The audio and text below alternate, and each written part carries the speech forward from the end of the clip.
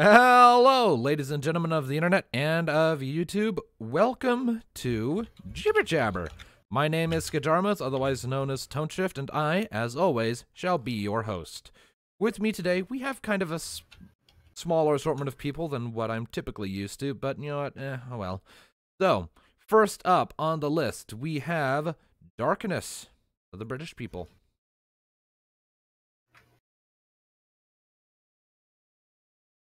Darkness. Are you gonna? Fuck. Okay. Apparently, Darkness is gonna. Apparently, Darkness is going to be having technical difficulties today.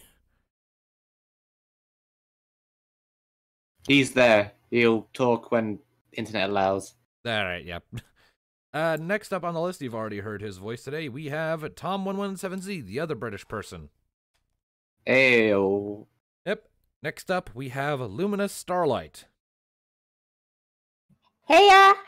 And last but not least, we have Paladin, staring into your soul from afar. And throwing out memes. Well, not memes, puns. My bad. That's oh shit! Oh shit! Equally as bad. Oh shit! I've been using the wrong topic text. I've been using improv instead of introduction. Shit. Okay. We're off to a great start. Looks like we're all having technical difficulties today. Sorry, everyone. Is alive. Hey. I live! Sorry, everyone. Hello. Holy shit, your voice is amplified. What the hell? Hello, Darkness, my old friend. Oh, funny. So, how's everyone's week been since we played Decks Against Society? Good. Oh yeah, I just want a third topic if we get time at the end. Go ahead and put it down in the Jibber Jabber roll call chat, and we'll see what happens if we have time. Yeah, my week's been pretty good. Managed to get in a fair number of readings. Not quite as many as I would like, but pretty good week all around. All right, yeah, that'll make for a great third topic. We'll get to that. Mm-hmm. Alright. So have you fixed Have I fixed what? You kind of cut out there. your title issues? Yeah, that's fixed. It's just a simple. I've already fixed that a while ago. It's just as simple as changing out my layers. Good. I could just toggle off introductions and improv. I can have them both at the same time. It's weird. I just manage all this stuff live, so. Anyways, so we have a somewhat limited assortment of topics for today compared to normal, but hopefully one of them will keep us going for a while at least, and so we can chat for a good long time before having to shift gears. So, as you'll all remember from a few Jibber Jabbers back, we did a recap of a Final Fantasy D6 session. Well, we finally had our second session yesterday, and so I think it would be fun to do a quick recap on the events that happened in that and just kind of talk about the general shenanigans and tomfoolery that happened there. Because we had a lot of fun, and Tom was out of it for like the first hour. Yes, poor Tom. You have to elaborate on that. I don't know. Yeah, I plan on it. So, what basically happened is the session began with the party being woken up by a loud commotion. Turns out a bunch of cultists who are in the city that the party's in were making an attack on a non-infected part of this plagued city. And the party sprang into action, pulling out weapons and shit to help the guards repel the attackers. And Tom's character stayed up on a balcony to use her crossbow to snipe at enemies. One of the enemies spotted her doing this after getting shot by her and started shooting back. They kind of shot back and forth for a bit, and then that enemy got a critical success. He rolled 2 natural 6s on his 2 6-sided dice roll, which means he does double damage. He rolled so high that I don't think it would have even mattered if it was a critical or not. Tom was just out. It was a 1 hit. Oh yeah, he did 25 damage. My max health's 22. Yeah, so... Wait, is it Tom the Paladin? No. Darkness is the paladin. Yeah. I am. Tom is the ranger. Tom's the archer. Yeah. So... I'm Adesire, the paladin. Yeah, so Tom got shot and was out in 1 hit. And... Like, this was the second round of combat, and it went on for another hour. Yeah. So Tom just kind of fell, and it was really sad. Luckily, you can't die except to notorious enemies and bosses, not common enemies. So That's the bright side. Yeah. But so following that, it was kind of, a rotation of combat. They gradually started pushing the enemies back. And Rocket proved how fucking brutal she is in combat. Oh, yeah. I mean, for one thing... Oh, my goodness. I mean... Rock... Yeah, the Chocobo. It is the end of worlds. Yeah, Lumina, why don't you go ahead and recount some of the things you did, some of the brutal things you did in that first fight. Oh, yeah. The guy hit me on the head, so I kicked him in the balls. She says so casually. Yeah. An enemy ran up, whacked Rocket, Lumina's character, on the back of the head with a club, so she turned right around and kicked him in the nuts with her mechanical leg so hard she popped one of his testicles. Yeah. Yeah. She can say it casually because she's a chick, not a dude.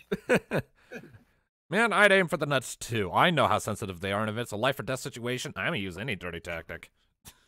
You You did should have just... the second guy, though. And I mean, and you want to know kind of an interesting thing?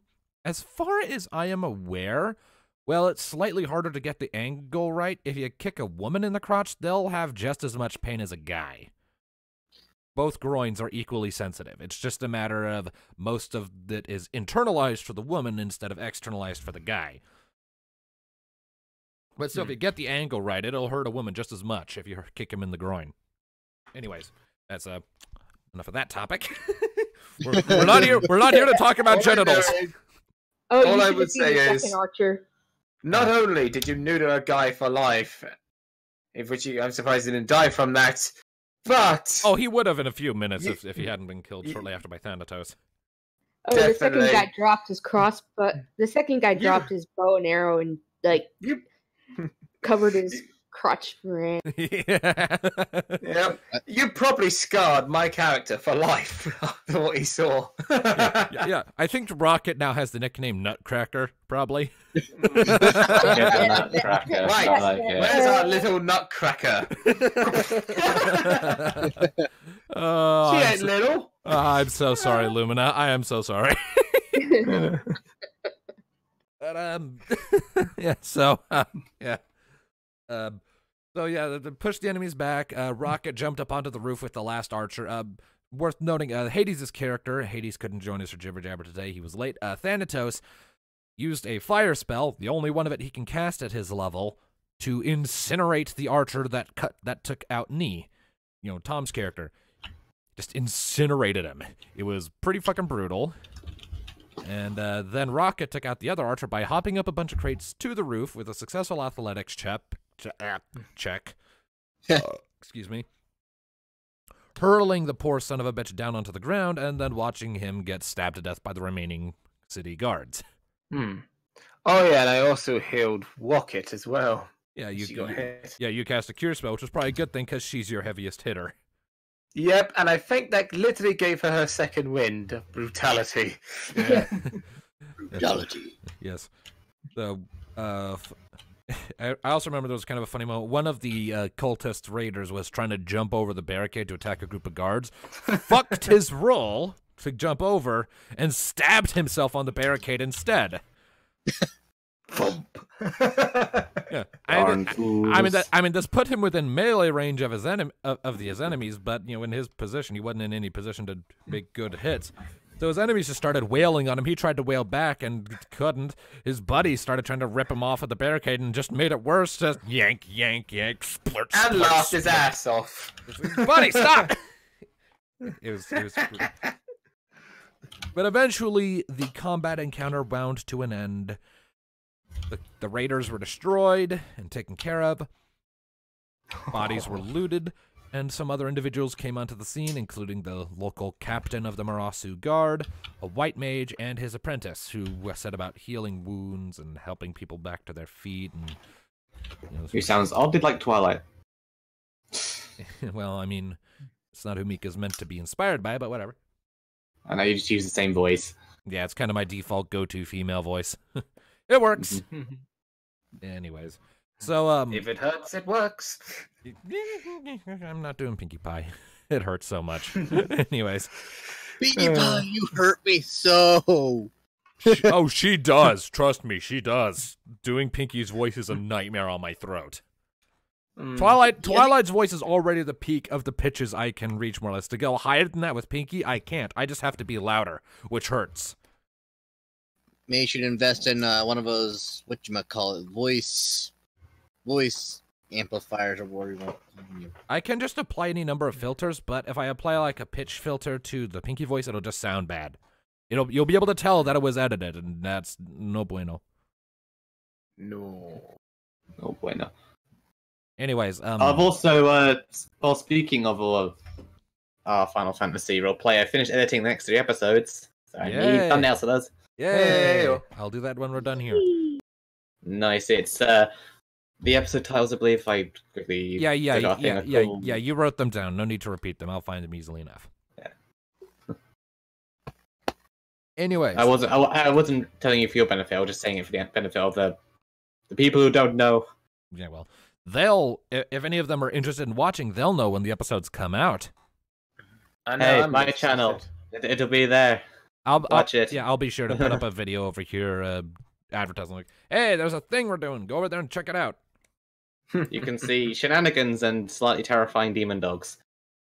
Indeed.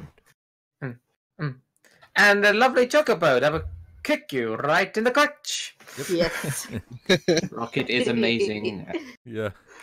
Anyways, so the captain of the guard proceeded to give the party the assignment when he got his reports from his remaining soldiers that one of the guards from the forwardmost squad had been dragged away. The guard couldn't spare any. The captain couldn't spare any soldiers to try and get him back, and so as sort of a trial run to see just how well the party could operate in more than just combat, but also in like reconnaissance and tracking people down, sent them off to retrieve this lost soldier. They spent a short time gathering supplies, looting the fallen raiders for items they could sell, and buying some additional supplies from a local shop. During which they met something that has been a staple in many of my campaigns for a long time. The pug? Not a pug, no. It's a Shih Tzu. A little dog, a Shuzitsu warrior. In most campaign settings where Shuzitsu warriors appear, they're just dogs that happen to be able to sneeze and create torrential winds. But in Final Fantasy D6, there's this class called the Blue Mage, who are essentially beast masters when it comes to lore masters with like monsters and beasts and weird magic and the abilities of non-humanoid creatures. So one of them somehow managed, in the early days of one of the nations of the world, to teach a dog certain blue magic spells. And they were cast by sneezing on command. So I'm out. Yeah, this was a very brief period, mind you, and it never really caught on as a practice, but still, that Blue Mage earned a reputation, and the dogs he bred earned the name Shuzitsu Warriors. And they are ridiculously powerful. But they're a very rare breed. Like, the one these people found is like the guard dog for the shop they were in, is probably one of the only Shuzitsu warriors in the world right now. It's extremely hard to make a Shuzitsu warrior, and at their peak, there was probably only 100 of them. Wow. Yeah. But anyway, so the shop owner had just this little Shih Tzu on her counter that didn't much like Rocket and barked at them a bit, and... And, yeah, I am really glad you guys didn't antagonize it, because I did not have a stat block for it. I was very, Yeah, Tom's character knows. very keen on not. Yeah, Tom's character knows what that is, because he comes from the country where Shuzitsu warriors originated. It's kind of niche, not commonly known information, but his character knows, and she was terrified. He's like, oh no. Rocket, please stop pecking the nice dog. I don't want to be on the other side of this island that would take us days to walk across. I just came back from the dead. I don't want to go back. I like reading. Reading is nice. Yeah. Also, can we just appreciate the irony of how I was the first one to die and how I died? Despite at the end of an arrow, it's always at the end of an arrow for that character. Yeah. I used to be a venture like you, then I took an arrow to the knee. In this case, no. Actually, Arrow no. to the chest. Yeah, in this case, it was an arrow to the heart, or the chest, rather. And Neothil is based off of Little Wing, so the irony. Yep. The irony is not lost on me. I blame Penumbra. Actually, I'm not even sure if that's really irony. It's probably closer to more like something like just a Like coincidence. fate. Coincidence, fate, whatever you want to call it. Bad luck. Who knows? A running gag, maybe. God, I'm quite put it that way. Please don't be. That would be unfair for Tal. Yeah, well, we'll see what happens. All depends on how you guys handle yourself and what's coming next. Anyways, so following that, the party, after they bought some supplies in the form of a few ethers and a couple other things, began following the trail left behind by the guard who had been dragged away, right? And this eventually led them into the infected parts of the city and down a few largely abandoned streets and into one of the slums of the city, where they found the small little hovel on a street corner where the trail went. After spending a little while trying and catastrophically failing to look through a peephole, rolling a rapid succession of 8s. They just rolled like nothing but 8s for their awareness checks looking through the keyhole. Hades tried to kick the door in before we'd all had a go. I stopped him, and finally, after everyone failed to look through the keyhole, y'all just kicked it down, and that probably would have just been the easiest option. Really, the sucker was weak as all hell from years. Yeah, and in the end, we were like, "Fuck it," and do it myself. Then Hades went in on, so we both kicked it down. And he just disintegrated. Yep, it just fell over. Poof. In there, they found just a kind of boring, sparse little house with like a chest with nothing but a spider in it, which Neothil promptly murdered in cold blood. Ooh, what a horrible death! There was just this tiny little spider. Wasn't even being It was aggressive. completely justified that it was horrible and a monster. It was. There's nothing wrong with an arachnid. Poor Uh, little bugger. so yeah, In no one's mind, it deserved it. So Neothil has arachnophobia. Good to know. Uh-oh. Whatever you do, don't freeze. If you come across a giant spider or spider queen or anything, Shoot it! Murder it into the sun and back again. you can shoot too, you know. Anyways, The reason I made a point of that is because, like, I always had in my head that Little Wing from the Fic had arachnophobia. I just never touched upon it there's never because had a chance. it's a spider. You won't find one on the bloody cloud. Unless one like managed to like hitch a board on like a carriage and then was just on one of those asphalt sidewalks they have, because they do have solid sidewalks that regular opponents can walk on safely. I know, but it just didn't. It was Possibility. highly unlikely. And even on the scenes on the ground, it was always in some poignant moment. So I never really had the opportunity. I mean, I heard once a very poisonous spider got into a bunch of bananas that someone bought at a local shop. I mean, that's not market. exactly too surprising because it's from the country. The bananas are grown in. Exactly. So the little buggers know where to go. Anyways, Yeah, so but- moving on. After a bit of looking around, Thanatos stumbled on a really old little secret compartment in a fireplace where there was a high ether and some gill just kind of hanging out. Hanging out on a lawn chair. And then they pulled back the rug of the room and accidentally set off a poison trap. Luckily, with a bit of creative teamwork, Rocket flaps her wings really, really hard to thin out the air and gave Neothil a clean shot to fire her crossbow and disable the trap by breaking it. After that, they let the poison disperse a bit, and then they opened the trapdoor that the poison trap was guarding. What works? Teamwork. Yep. It was locked, so Rocket just stomped on it and broke it, because it was also kind of old. They descended into a cave structure that looked like it wasn't natural, like it had been dug out by someone, and relatively recently, like within the last few months. Those, kind of all dirt walls and shit. Kind of mossy and damp because this is a port city. They headed through a little bit. They found a guy guarding a ramshackle makeshift wooden wall and door. Neothil immediately shot him, and while he was turning to try and open the door and call for help, Rocket went launching forward before anyone else could do anything, and used her mechanical leg to push his head against the wall so hard it popped. Oh, Because yikes. she rolled really fucking high damage. See, this is the thing I think everyone's forgetting. Rocket may have an adorable personality and voice and act kind of like a child, but at her core, she is still a chocobo, a wild animal, and wild animals don't give a fuck. If you're fighting a wild animal, it's to the death, and they are going to be savage about it. Instinct kicked in life or death situations, so she fucked that guy up. I just like how the encounter starts. Like, you turn around the corner, you see a guy standing there. I shoot him in the face. Yeah, I mean, That's why my character's always cautious. wouldn't it have been awkward if that was the guy you were here to save? Well, I don't think he would have been guarding a door, considering he was bloodied and injured and dragged off in a pile of his own filth. So. But yeah, so after that, they found a key on that guy. They opened up the door, went inside, found that it was very dark. They saw a fireplace up ahead. They started heading that way, trying to be quiet and sneaky. Rocket, of course, being the big torse bird of the group, wasn't quite as quiet as the rest of them. Not nearly as loud as last time, where she just came running up, just clunk, clunk, clunk. Hey guys, what you doing? In this case, no, it was a bit more down to earth, or just, like, you know, just dun, dun, dun, dun. It's still very noticeable. Someone rounded the corner as they were approached. Jed, is that you? And we stopped right there on a cliffhanger of them being noticed.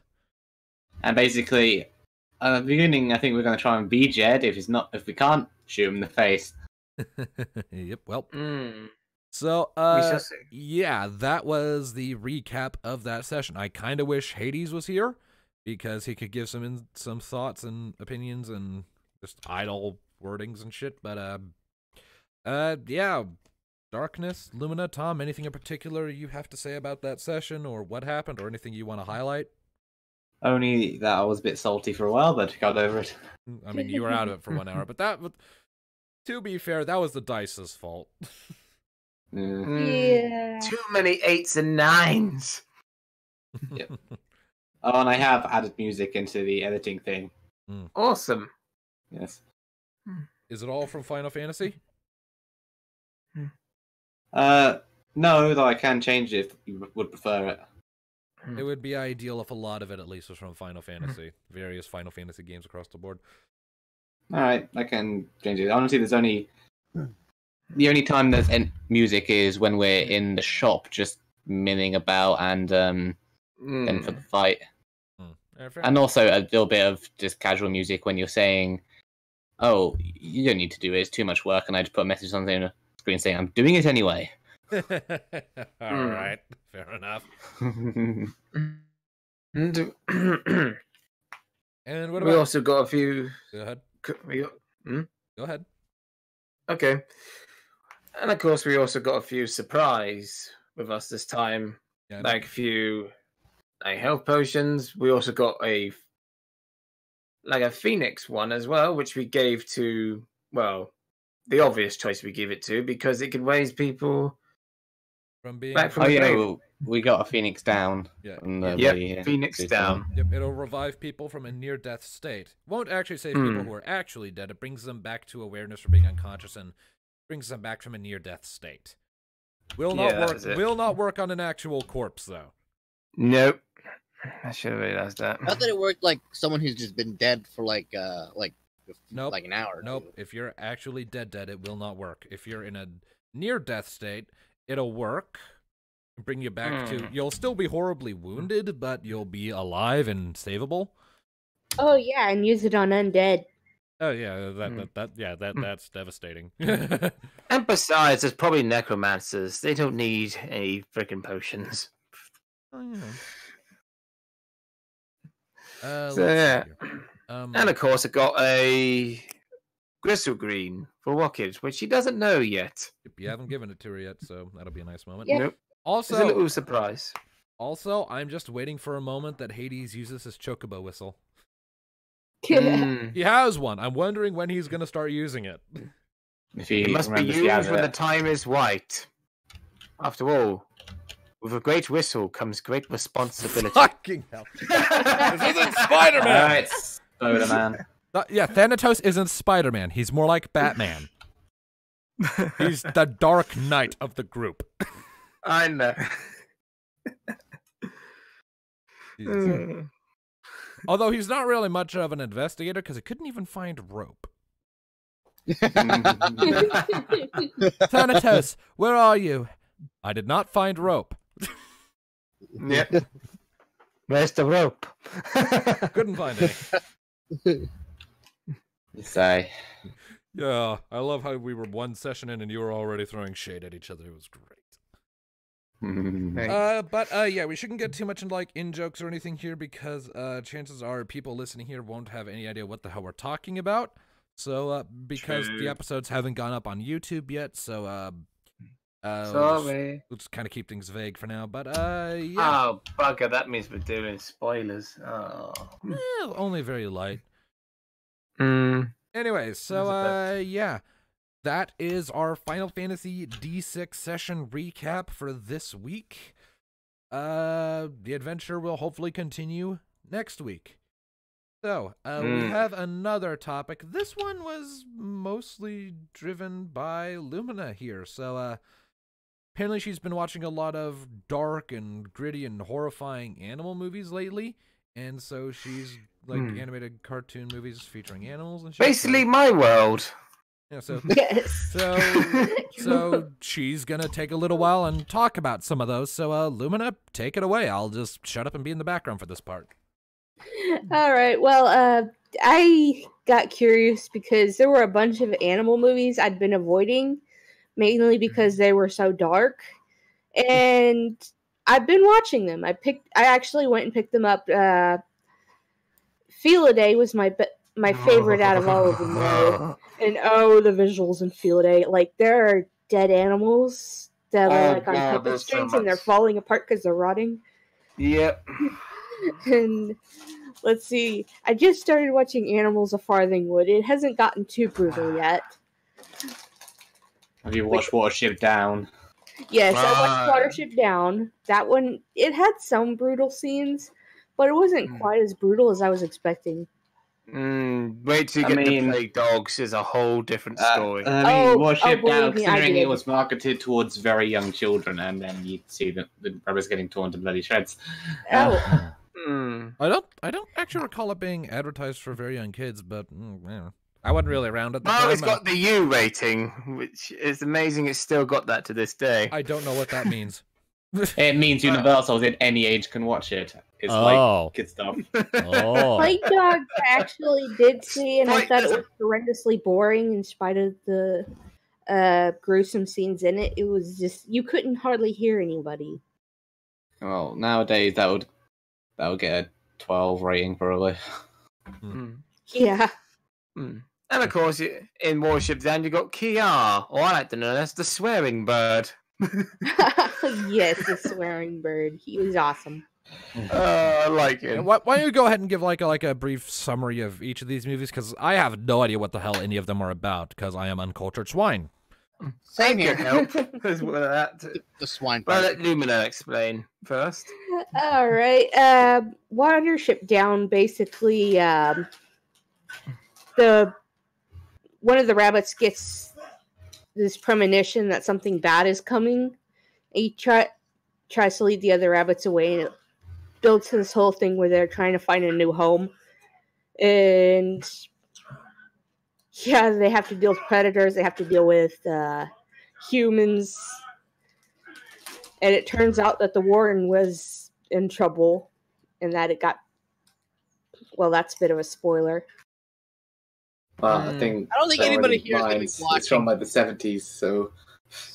Yeah, the warden was buried, and a bunch of rabbits died because they couldn't get up to the surface. There's a very graphic scene of you watching them suffocate. You see like their eyes, something of bloodshot and like burst. Yeah, it was very dark. I guess it was burst as they... I say that's the darkest scene in the entire whole movie.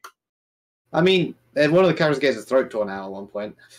Yep, by a dog. By General Woolwort. Like any other, like Bambi's mother, it cuts away. You don't see it happen. Even when you see the body, there's no blood, no gore, anything. No, in this, you see the rabbit's full fucking throat get torn out, like center screen. You want to know something morbid? Apparently, they're actually doing a CGI remake of Watership. Oh yeah, I am aware. I've reviewed it. Although I didn't like a few things about it, but it's not as bad as what I thought it was going to be. But the CGI does tend to be a bit Did they tone down the violence? Ha! They did turn down a bit, but they did manage to keep some dark moments in it. But it's not as gruesome as the original, to put it bluntly. Then, of course, even General Woundwart's character, they couldn't make up their mind what they're doing with him. I mean, the voice is about right, but basically, the original Woundwart, he is like a ruthless fucking rabbit who's head of this huge warren of them, who's basically like a dictator of such. And he cares about only mainly one thing, order in his ranks. And that's about it. This one, though, yeah, he did have that, but they tried to make him more sentimental in a way. Like, try to see another side of him. But I dare to say, which I can't believe I am, the animated series did a better job than that. Despite that had a lot of problems. And really made it... Well, they really nerfed down the violence on that. But as for this version, like, there was a scene where it looks like when they were confronting him with how insane this is, and they should basically stop this madness, and they don't have to fight each other. But although, even though it looked like it was bound to be sentimental, it didn't really amount to much. They just, like, threw that right out the window. Pointless build-up. And I think the thing that pissed me off about it the most, which I really didn't like, has to go to the whole... the change of character to find... what was his name? Yeah, Hazel. Basically to find Hazel in the tunnel bleeding because he got shot by the farmer. Instead of his brother, though, it's the love interest, which really... It was weird because in the original she didn't mount to anything. She didn't even go with them.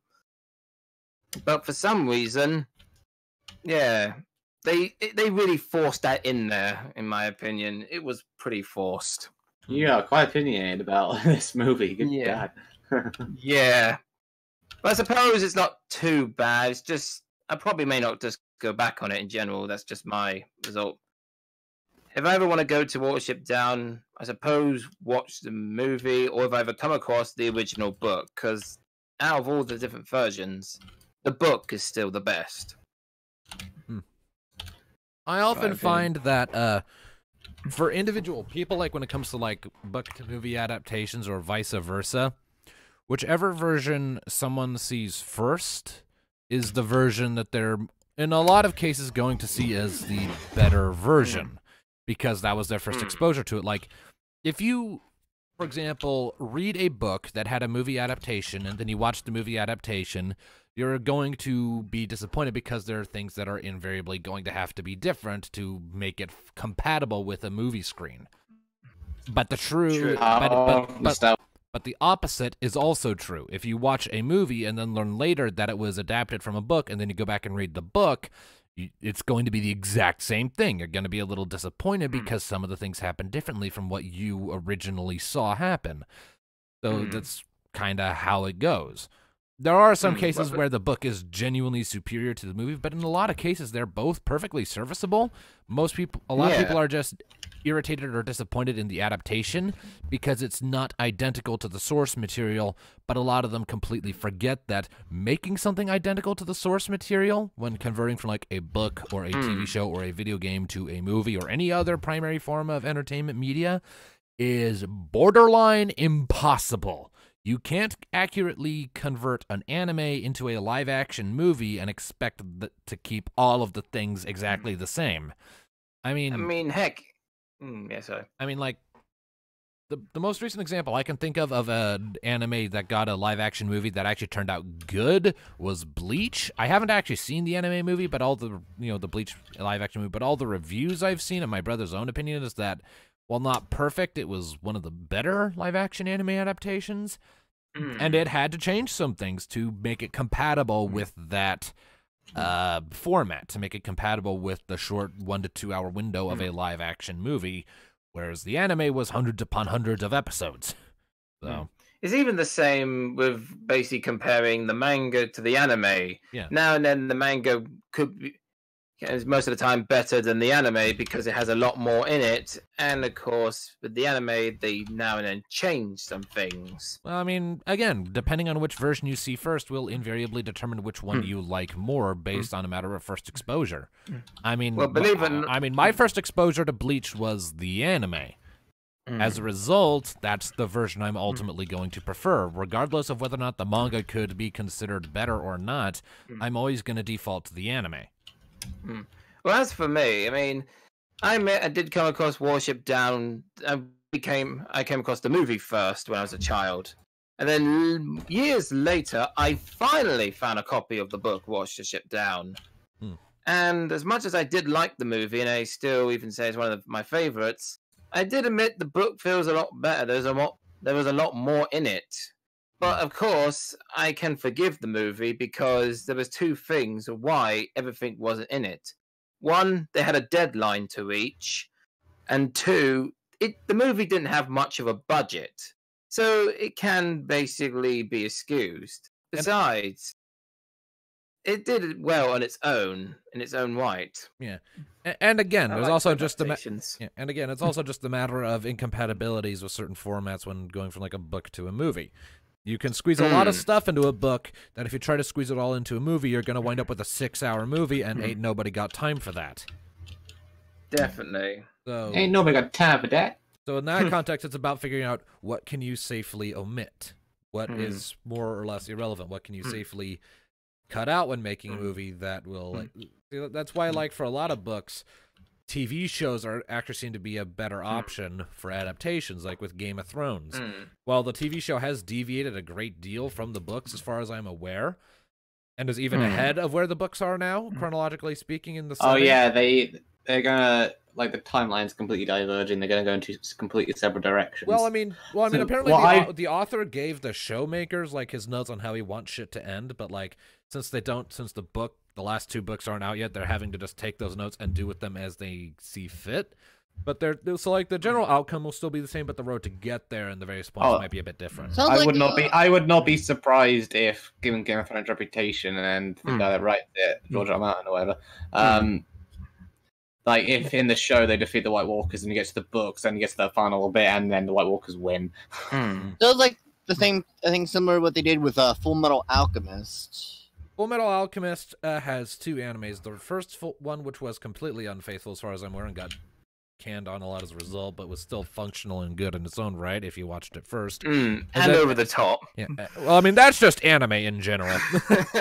and then you had Full Metal Alchemist Brotherhood, which was a faithful adaptation of the manga. I love that one. I haven't watched either. I just know this information secondhand from my brother, who did watch it. Right now, the only anime I'm interested in is the Fate series. So. I would also, if you haven't seen it, I would also even... What was it now? Yes, I would request Overlord as well. That's a good one. Oh, yes, I've seen the first and second one. I freaking love it. Isn't that one of those ones where a character got stuck in an MMO or something? Yep. Yeah. Yeah, I'll pass on that. MMO that got shut don't down. worry. If it's worried it's going to be a bit like Sword Art Online, it's way superior for many good reasons. I'm sure it's not that. It's the genre. The genre of characters getting stuck in like fantasy settings for one reason or another, be it trapped in a game or just step through a dimensional barrier or anything. That genre is so overdone after Sword Art Online popularized it. I just have no interest in that genre. It's interesting though because the main character is a villain technically. So yeah, I even like it how he questions himself. Am I doing the right thing here, or do I just roll with this? He's just basically just giving in to his character. I just like that. Which in other ones could take a note from this, which they just seem to do whatever they want in those ones. So don't worry, Tone. I know what you're on about. I've been there. Anyways, I feel like we've kind of strayed off topic from dark animal movies, so I'm just gonna go ahead. Yes, because I will say one final words about Watership Down. I say the main reason why I liked it as a child because of its meaning of such. It's basically tries to stay as realistic to life as it is. But yeah, you can accomplish things in life, but you have to be warned there are disappointments, and of course, also showing the realism that not everything's all sunshine and rainbows. Like death is a thing that can happen. I know it's taking it from a rabbit's point of view, but face it, anything could easily die. If you think about it. Interestingly enough, apparently the author didn't actually have any originally planned like meanings or messages that he intended to ship the book with. So every single interpretation or meaning or symbolism everyone's interpreted from it has been on their own. The author didn't actually intend for anything in the Honestly, book. I wonder in media how many times it's happened where it's like where in the years to come people will look at these books and go, "Oh, this means this," or it's a work of genius. He's such meaning to all of it, and then if you just went back and asked the author, I want to write a good story.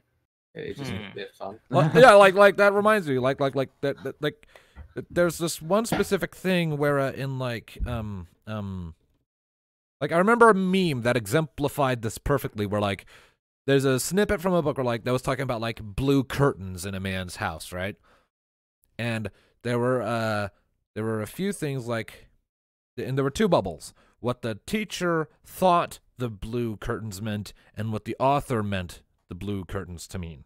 The teacher thought it was like that the character who owned the blue curtains was going through like a depressive state. He was on hard times, and the blue of the curtains was meant to represent that sadness. Whereas the author was like, curtains were fucking blue.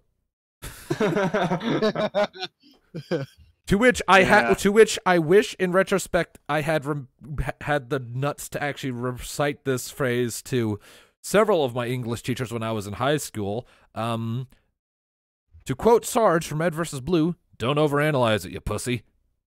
Yeah, it is a thing. I would have gotten booted out of high school for that remark, and frankly, I would not have cared because I wanted out anyway. That would have been my perfect out. That sounds like the perfect way to go out. Yeah, I remember that. Just the teacher going on about how this must mean this super meaningful spiritual thing. It's like it's just. I think you're looking too much into it. It's just a thing. It's blue. I just love to go back on Red versus Blue. I love it from the early days. The curtains are fucking blue. Anyways, before we get too far into that, we do have a third topic that Tom presented at the start of the episode to get to. Yes. So, Tom, I'm just going to go ahead and let you do this one. Take it away.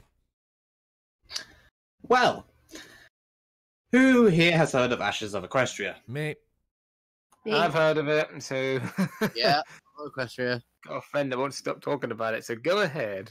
For those of you who don't know, it's a project by a group of fans called OMS Studios, a mix of some experienced developers and a lot of students, more than I admit, who are attempting to develop something of an actual Fallout Equestria game. Not necessarily a full game, it's been scaled down currently to just Ponyville and Sweet Apple Acres, just like in the initial quests, and see where it goes from there after we get to that release. But whatever. Point is, it's a bunch of people trying to make Fallout Equestria an actual physical Fallout game, you know, with VATs, inventory, karma, quests, all of that stuff. I'd buy it.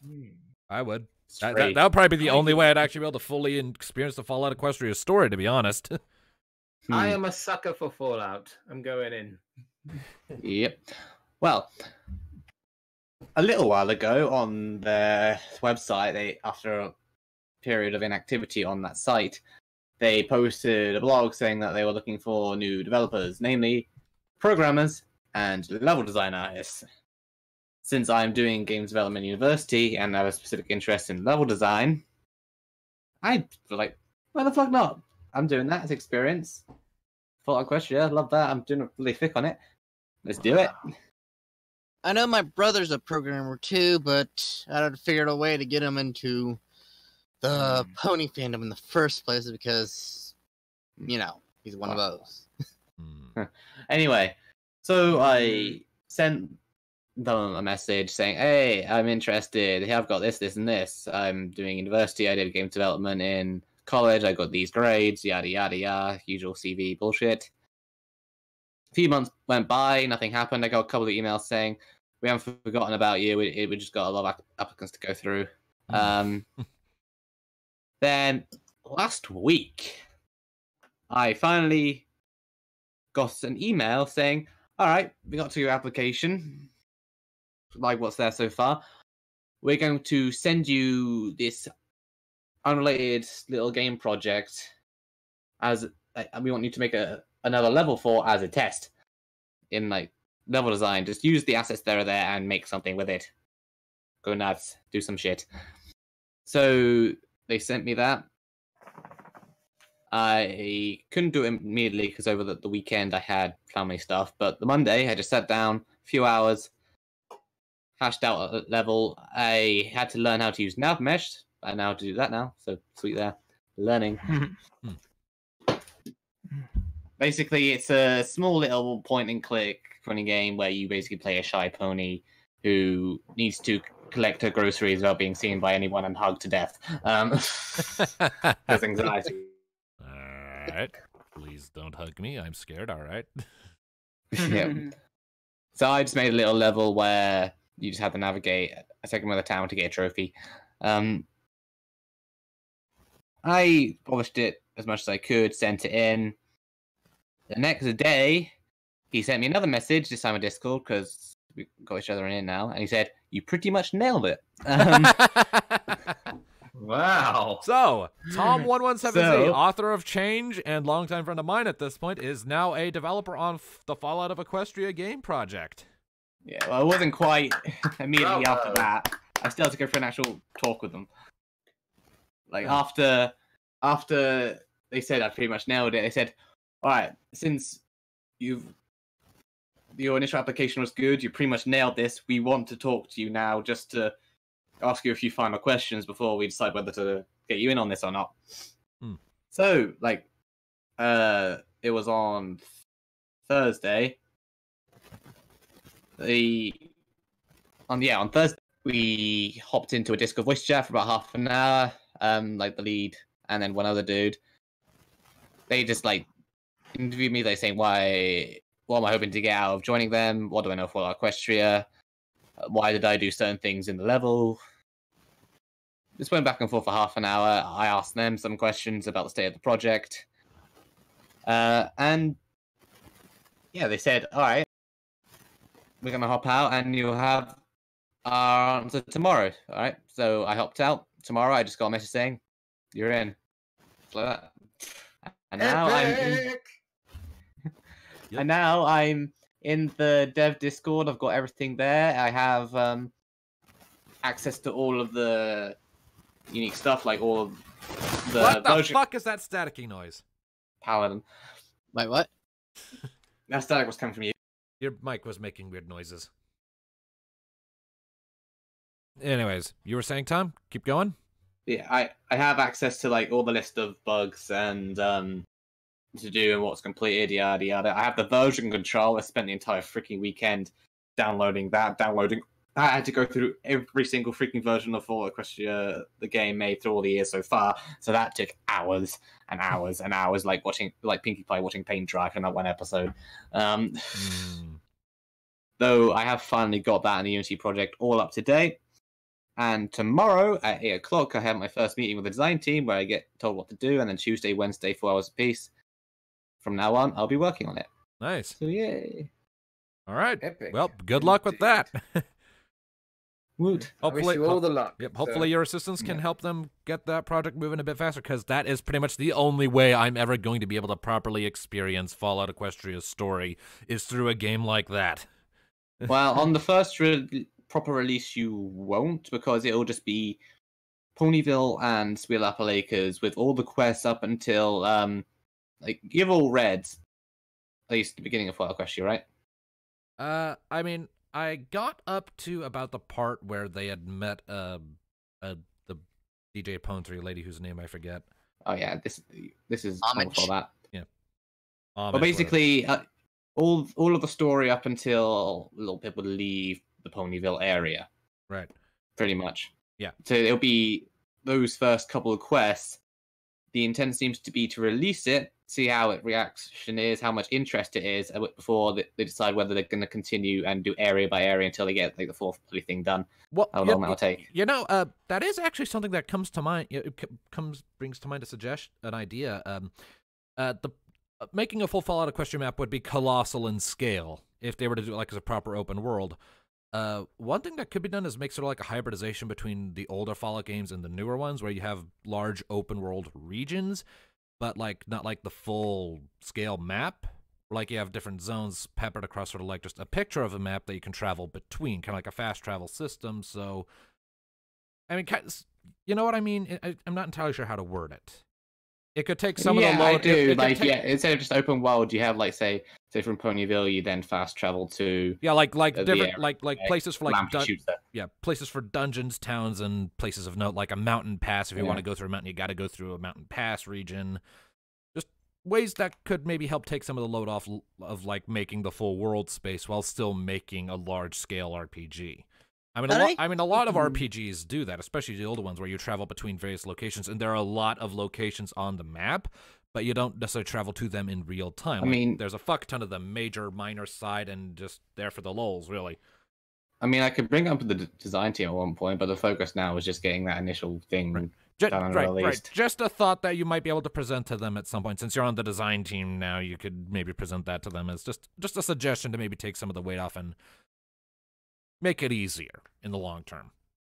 That makes me think of like Skyrim in a bit, but I mean, no, because Skyrim is all one big open world space. What I'm talking about is a collection of smaller world spaces that are connected strictly by fast travel. Like you wouldn't be able to walk from Ponyville directly to Manhattan without a loading screen, but that way it would make it easier on the developers to make more detailed environments without also having to design miles upon miles of landscape between them, just the parts that matter for quests, random events, main story events, dungeons and towns, and other places of note. Speaking of which, I mean, it's just a thought, really. Anyways, Darkness, you were saying? Yeah. Someone came up, well, just another friend of mine, which he runs up to me as always hyped to see me, to tell me the next biggest thing. And then he says to me this: "So, do you like Skyrim?" What kind of question is that? Of course I do. Why do you ask? A lot of people dislike it for decent reasons, but go on. Okay. And a few things I do just that. But besides that, anyway, I did enjoy the game still. I have to mod the fuck out of it to enjoy it myself, but... Yeah. Guilty as charged. I do the same to keep things interesting after you I played it on console, I'm like, nah, screw this, how's it like on PC? Could use some modding. Anyway, like, well, how would you feel if there's an MLP version of Skyrim? Wait, what? Are you messing with me, or is this happening? It's actually happening. Is it a mod? I went to look at it, and then I was like, wait, you're calling this MLP Skyrim? Yeah. Actually, no. Why? It looks like more than that, a lot more, its own game, which was known as Ampian Prologue, but now known as Ampian White. Oh yeah, I've heard of that, and that's not Skyrim, not even close. That is nothing like Skyrim whatsoever. It's the only similarities is the only similarities is it's in a northern setting. It's not open world. Yep, that's not it. It's not an RPG. It's just snowy. That's the only similarity those two have. Why would you call that MLP Skyrim? It is such a false comparison to make. I know, that's what I was like to him. Is this friend of yours Ben, or related to Ben, or friends with Ben? No, but let's just say he's a sort of person that when he gets super hyped, he goes like super hyped. Like he's just completely stocked up on energy 24/7. Like he drank every freaking energy drink he came across with coffee. He is hyper as hell. The hype train is a bad thing to get on. People should avoid that because that just leads to disappointment. Yeah. I mean, I did try out the demos of this game. I do like the game mechanics. And then they've also now changed up the spells to be worked a lot more easier, which I do like the more quicker to use way than basically like being up, well, loads of freaking buttons to cast one spell. They managed to find a way to make it a lot more quicker. The controls are more smoother. The graphics even look wonderful. I mean, damn, the snow looks like snow. I like the snow. The snow looks like snow. Something Skyrim Does it cannot crunch? claim. Please say, does it crunch? It crunch! And there's my friend. It crunch! Oh, yes, basic sound design. Yo, dog, have you seen the snow? It's so snowy. Yo, dog, we heard you like Bizoy, snow, I so we just like snowed in snow. your snow so you can snow while you snow. And of course, even the lighting's white in it, even the freaking dark moments, like all the dark areas, they're done well. And the graphics just look so wonderful. Yeah, I'm looking forward I to like it. all the mechanics in it. And I really hope they do pull this off. I really do. Because there's a lot of hard work, and they're so near to completing this game, apparently. They just need to fine-tune it and do more work. Yeah. Still. Well, here's to hoping then. Yep. Sometime this year, maybe. If they can pull that off, I will be very happy. I mean, they did manage to get like a green light thing on Steam, which is impressive. Well, the thing is Steam... is- Well, yeah, but Steam Greenlight isn't a thing anymore, just Steam Direct. Yeah, true. Which is even worse than Greenlight was. Because now there's one barrier of entry instead of two. Whereas with Steam Direct, you had the barrier... With Steam Greenlight, you had the barrier of entry of you needed to have enough people vote, which was still easily manipulated by bots and sock puppets. And then I'm pretty sure you still needed to have a fee of entrance. Steam Direct, it's just $100 and you're fucking in. That's enough. I make 3 times that in a month. And they're even doing like a closed like combat beta build thing as well, but it's on the Patreon. Yeah. Well, wish the folks at Ambient Wine all the best on that front. We've got about 3 minutes left before we're out of time for this episode of Jibber Jabber, so Meh. So, well, one of the things I was going to say, but Luminous, you haven't got through it all, have you yet? The, what was it? Animals of Farming Wood. Or have you? Lumina? Rocket. I think she fell asleep. Chocobo Oh, well. napping. Oh, well. Good thing Tuck's here. He'd probably make a meme of her sleeping in Chocobo. It might grow from my main to her Do bed. not disturb the chocobo. For if you do, you may have a terrible fate waiting for you.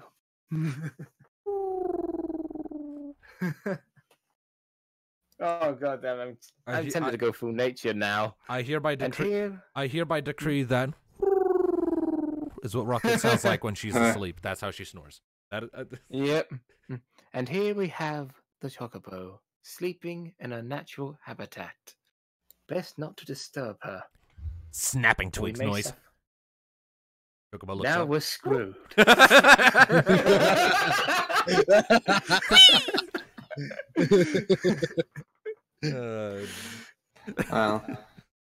by the way, I've made the suggestion you brought up, Doan, on our Discord server. So we'll see if anything comes of it. One person's already given the freaking I heart emoji. All right. I doubt anything will particularly come of it because they're pretty dead set in the ways. But it's just food for thought. Like if they ever want to take it further, I suppose. All right. Well, at any rate, okay, so, yeah, we've only got like a minute left and conversation seems to be stagnating, so I think we can end this episode just a little bit early. I mean, it's a minute. It'll probably take a minute to do this bloody outro. Yeah, that usually seems about it, so, but, yeah. Thanks all, everyone, for tuning into this week's episode of Jibber Jabber. With any luck, we'll see you next week, as long as we can think of enough stuff to fucking say. Yeah, thanks for tuning in, people. We'll see you next time. Keep listening. Yeah, we can always... Bye. Sure. Bye, everybody. Ben is stupid.